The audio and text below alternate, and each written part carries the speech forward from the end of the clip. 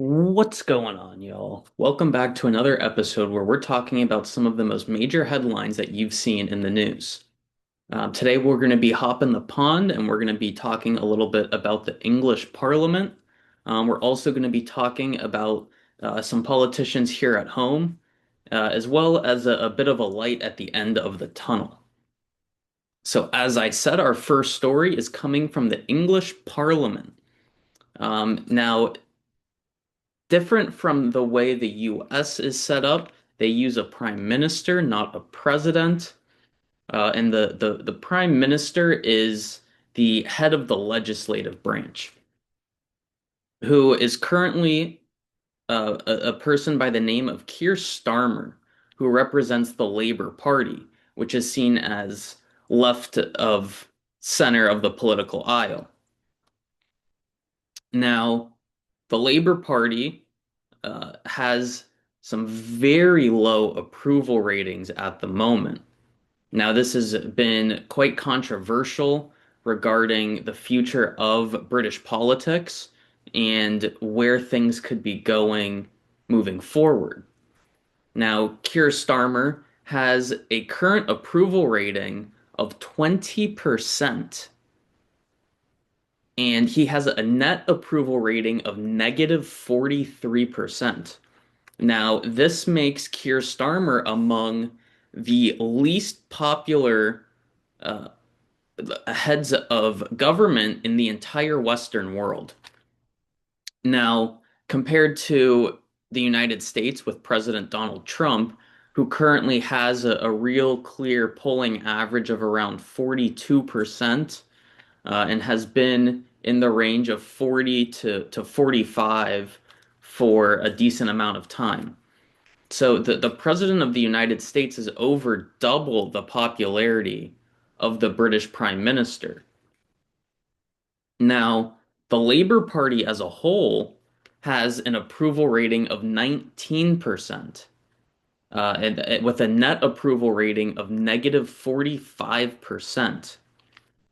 Now, this again makes the Labour Party in the UK among the least popular political parties holding power anywhere in the Western world. Now, and again, this is a more left of center to progressive political party, and it leaves in question the future of British politics because you've seen a great debate around specifically the issue of immigration when it comes to the great country of England. And you've seen across, really all across Europe, you've seen this mass influx of immigration from very specific parts of the world. Now, namely, countries that are found in Central Asia and the Middle East that have a high tendency of people practicing the Islamic faith have been immigrating to these European countries. However, there has been a complete clash in the culture that people are accustomed to in Islamic countries when they get to European countries. Now, there are a handful of European countries that have taken a firm stance against uh, the enablement of this mass immigration. Now, namely, a country like Poland, who has uh, again taken this firm stance against mass immigration. And when you compare certain crime statistics between the countries that have allowed this and countries that haven't, you find a country like Poland is now one of the safest countries across all of Europe. And so you're starting to see that reflect in party popularity in the UK, largely centered around the issue of immigration, in which nearly 50% of British voters consider to be the biggest issue. Now, compare that to the British Conservative Party, which is led by a woman named Kemi Badenoch, who has an approval rating of 25%, which, isn't, you know, completely in a different ballpark as Keir Starmer's 19%. However, Kemi Badenoch's net approval rating is minus 12. So she's only 6 points more popular than Keir Starmer, but she's significantly less not popular, if that makes any sort of sense. Now, she has, again, looking at the net approval rating, she's actually 31 points higher than Keir Starmer, the current prime minister. And looking at the Conservative Party as a whole, they have a 20% approval rating, which is only 1 point higher than the Labour Party. However, their net approval rating is only minus 26, which is 19 points higher than the net approval rating of the Labour Party. Now, why this is concerning, well, in a parliamentary system, you have a mechanism of a vote of no confidence where the party that's in power can vote to remove a prime minister in whatever circumstance they see fit. However, the House of Commons, the lower house of the British Parliament, has 62% of its seats being held by the Labour Party. Again, one of the single least popular political parties in power in the entire Western world. And you cannot pass this motion of no confidence without a simple majority. So Keir Starmer, a completely unpopular prime minister, the Labour Party, a completely unpopular political party, will remain in power until the next regularly scheduled elections. Now, moving on to our next story, bringing this back to the United States. We've been seeing a lot of controversy, specifically within New York City, ever since the campaign, election, and inauguration of Zoran Mamdani. Now, he's released his plans for the city's budget, and the budget that they release has a deficit. Well, under law, they cannot have a budget that is not balanced, and so the new mayor has put forward a couple of solutions to this problem. His ideal scenario is to force the state to raise the income tax on higher income earners. Um, However, this would require state approval because the city of New York can't raise income taxes. That can only be done through the state. So Mayor Mamdani is calling on the governor of New York to raise the income tax, which she has refused to do so, mainly because I mean, not only is it not a smart economic move is to raise taxes on people, she's in the middle of re-election. She's in the middle of a campaign, and when you're looking for your re-election, if you just, in the middle of that campaign raise taxes, well, there goes your campaign. So she has put her foot down. She is not raising the state's income tax, which leaves the city of New York in the position to where they're going to have to raise the property taxes in the city. Um, as it stands currently, New York City residents are already paying a property tax of nearly 2%, which is some of the highest anywhere in the country. And that's as it stands currently. And they're already talking about an additional raising of these property taxes. Now, what could that lead New Yorkers to do? Well, people who are financially able to do so are going to pick up and leave. Now, where would they go? You hear a lot of talk about Florida, and ever since Zoran Mamdani released this plan to raise property taxes, well, the state of Florida responded, and their legislature has recently voted to eliminate nearly all property taxes in the state. And as it stands currently, the state of Florida has an average property tax of around 0.75%, which is far less than half of what you'd be paying in New York City. And this is, again, just as it stands. Within the next year, you'll probably see those property taxes within New York City raise from the 1.9% that they're at now. And you'll see the state of Florida's property tax lower from the 0.74% that it is now. Not to mention, in New York State, you have already some of the highest income taxes anywhere in the country. And in Florida, they don't have an income tax. So the state of New York, and specifically New York City, continues to experience an increase in the cost of living and a cost of residency, and the state of Florida continues to see the opposite.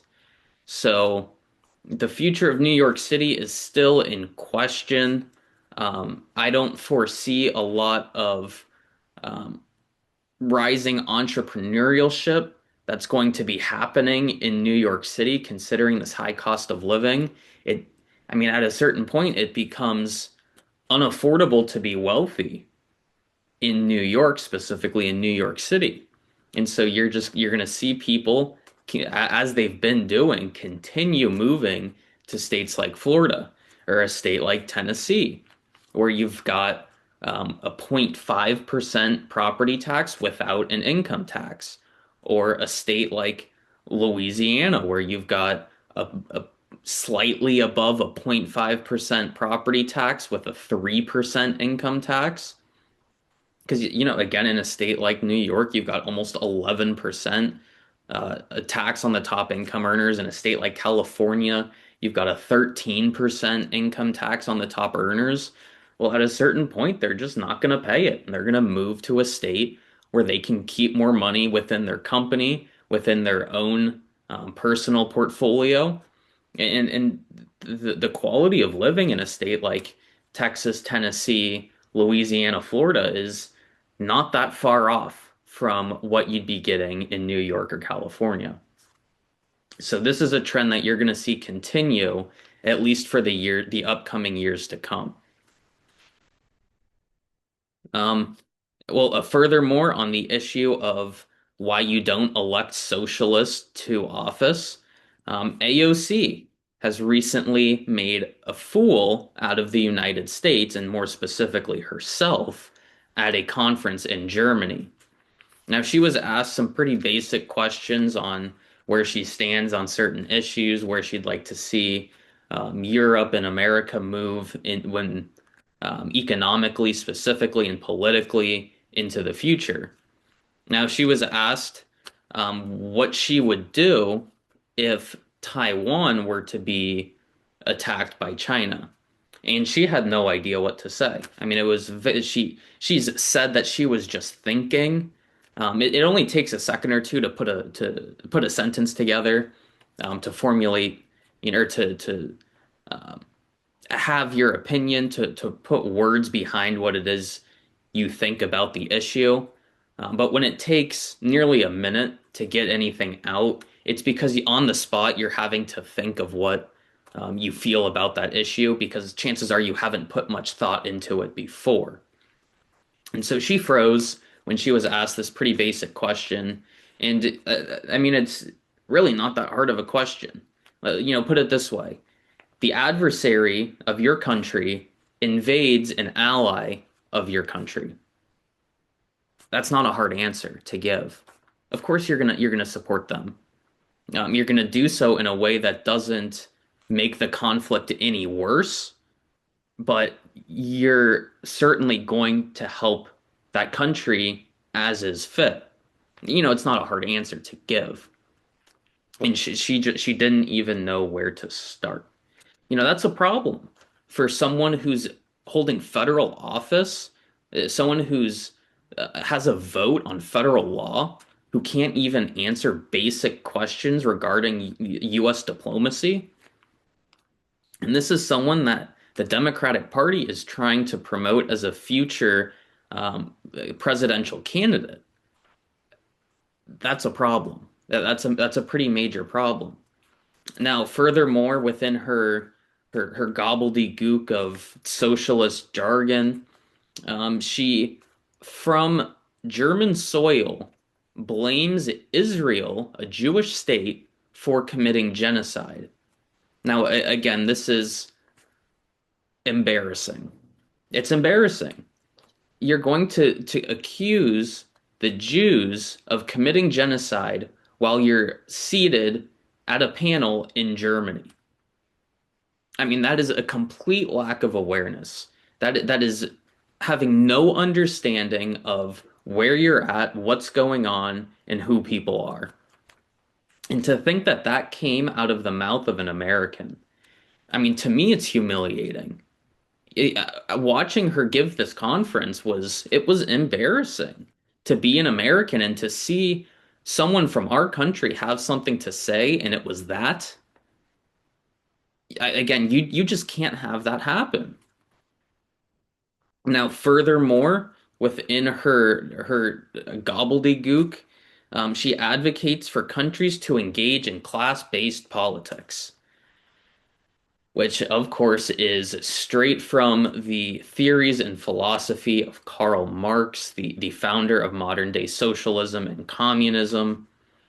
Again, this is a problem to have politicians this high ranking in power in any position of power, nonetheless a United States Congresswoman promoting the philosophies of Karl Marx.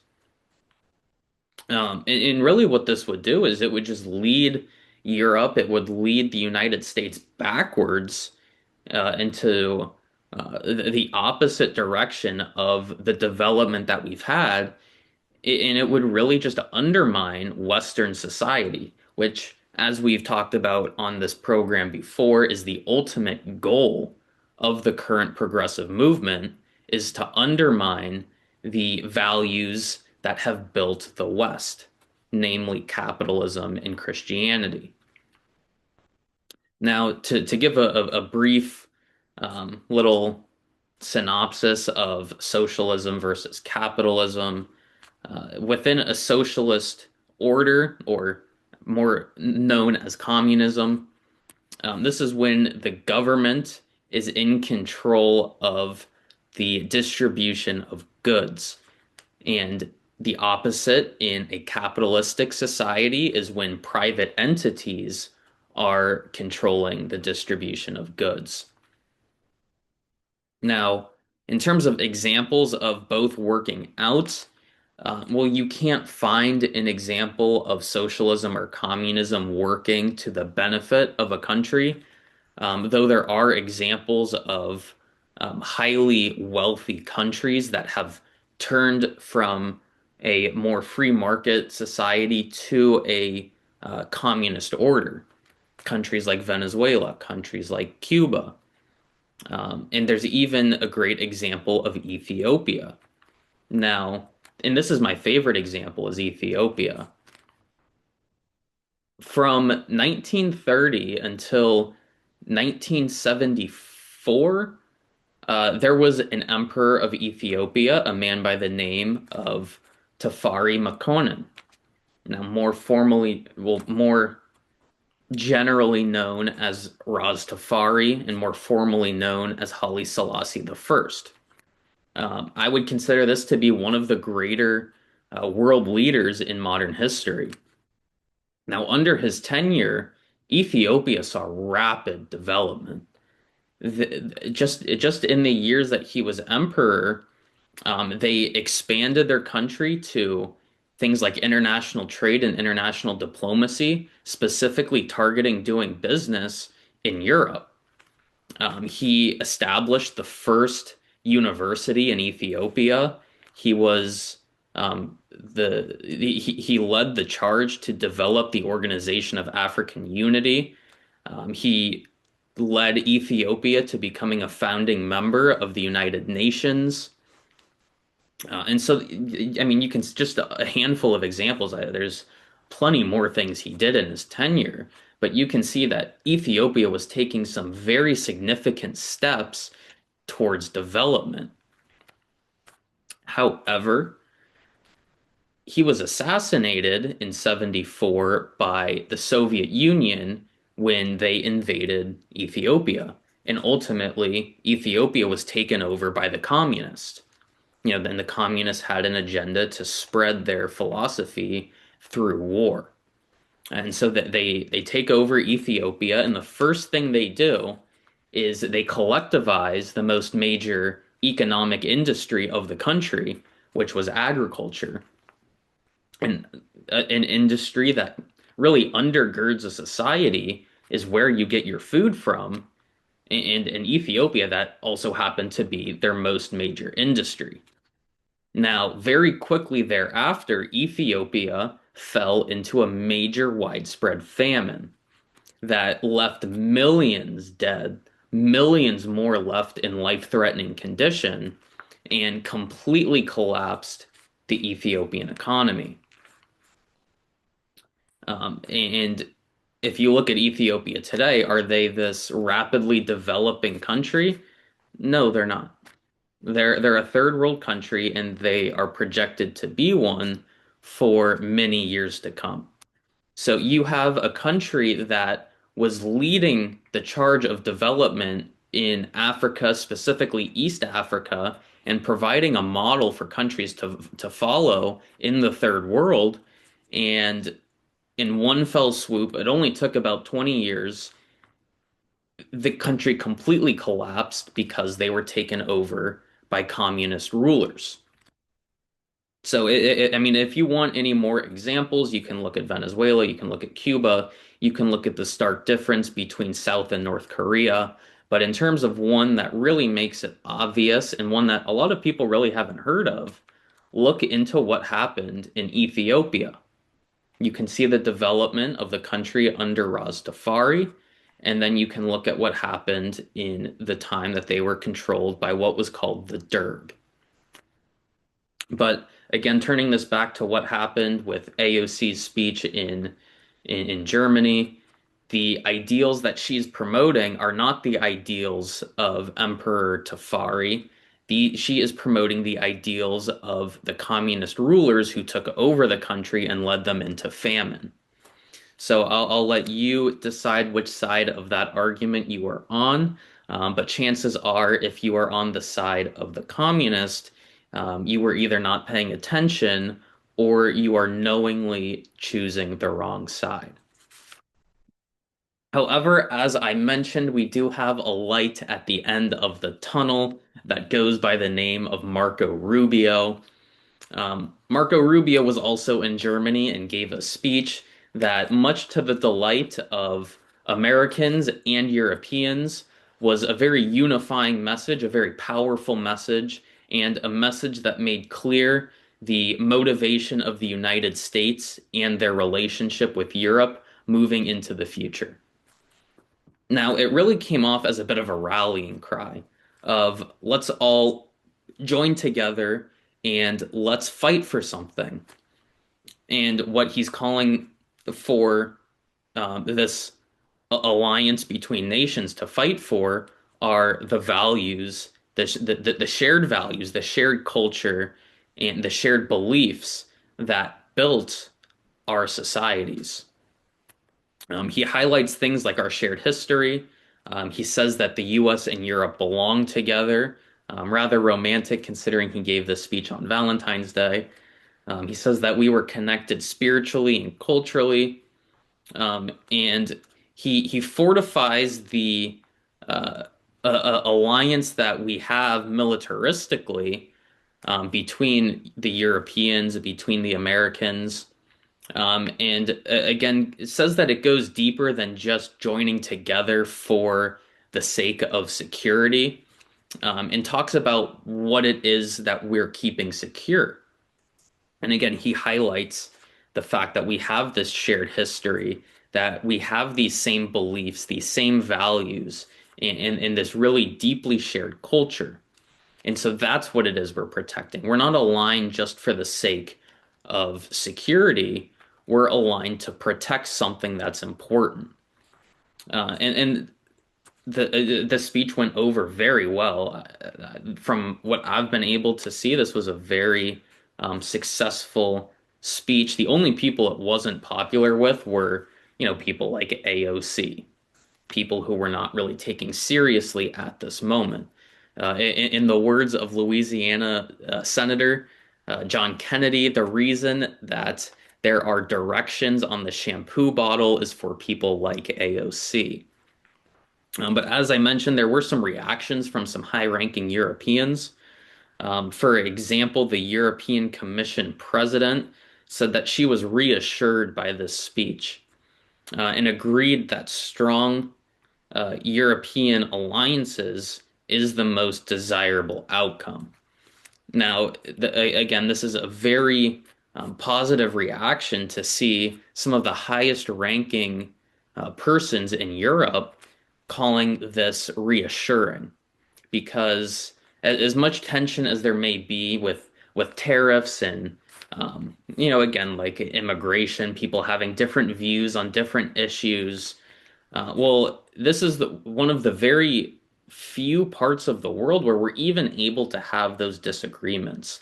And so it's important to highlight the value of protecting a culture that enables people to share their opinions. And so, I find that this reaction is exactly what we would want to hear from European leaders after the United States Secretary of State delivers remarks in Europe. However, that brings us to the end of another great episode. I certainly hope you enjoyed the insight I was able to provide. I'm very encouraged by the fact that you were here with me to hear it all out. And I certainly hope I was able to equip you with some new knowledge that makes you a stronger, independent thinker. And so it was a pleasure talking to you today. My name is Brett Cody Fornatoro. I will see you in the next episode.